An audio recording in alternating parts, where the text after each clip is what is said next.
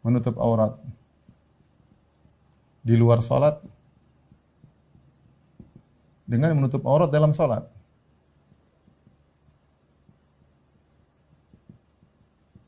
Ini ada mirip tapi tidak sama. Ada mirip tapi tidak sama. Contoh, menutup aurat menutup aurat di luar salat.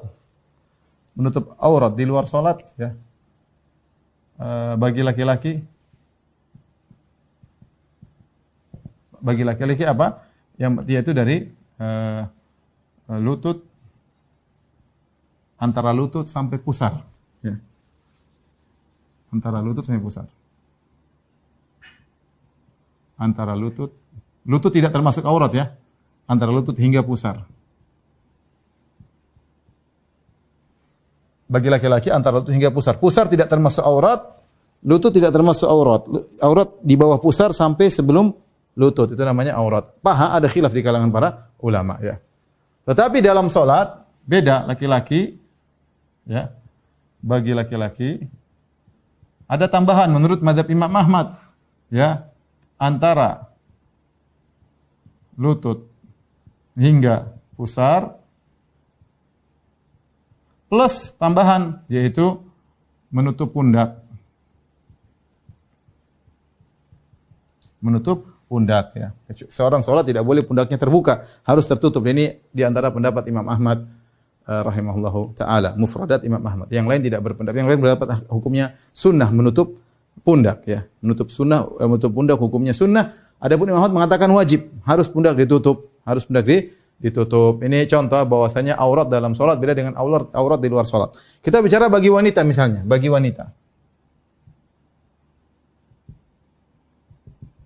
Bagi wanita aurat jelas ya.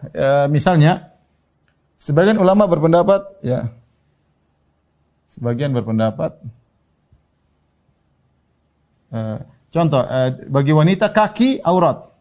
Kaki aurat. Kaki aurat.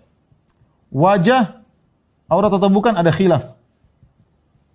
Ada khilaf, ya. Wajah aurat atau bukan di luar salat ada khilaf. Ada yang mengatakan wajah aurat harus ditutup, ada yang mengatakan tidak ditutup. Tetapi dalam salat bagi wanita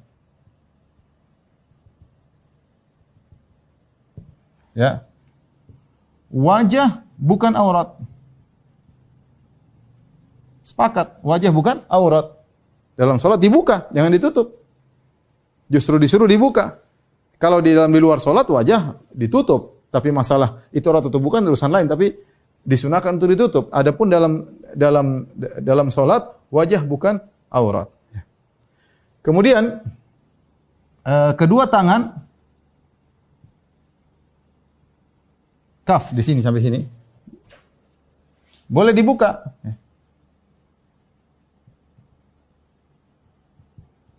Ya, boleh dibuka, dibuka ya.